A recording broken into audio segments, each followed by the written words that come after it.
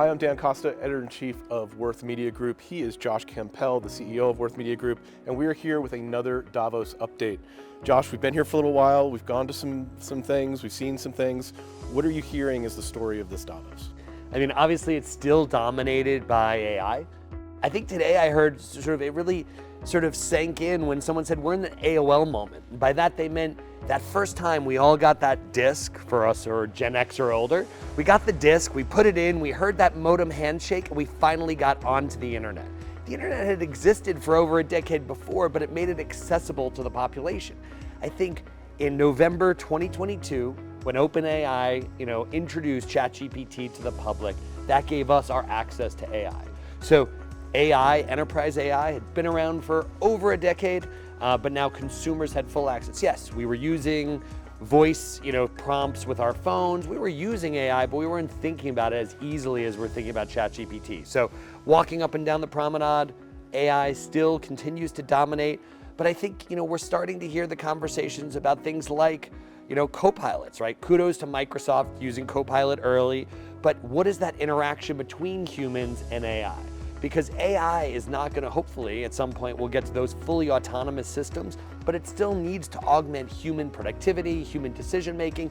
It's no different than the race to full autonomy with cars, right? Level 5 autonomous, everyone said that's the holy grail, we wanna get to full autonomy, and realized, hold on a second, let's use the technology, let's use it for safety, let's get to level 3. I think we're starting to realize that's where AI will help us.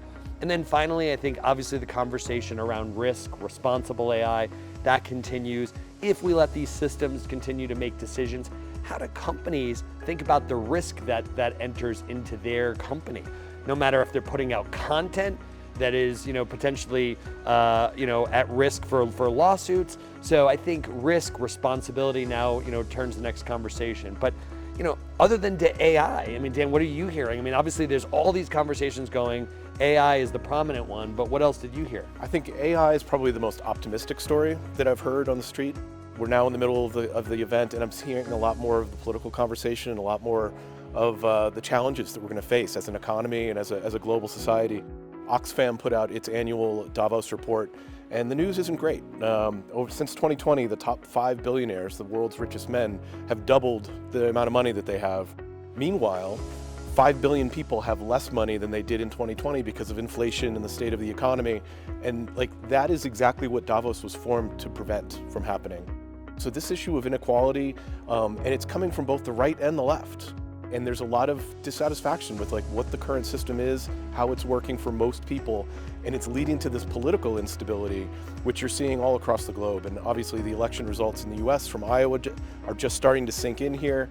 And that reality is what does that mean? What are the next 4 years gonna look like?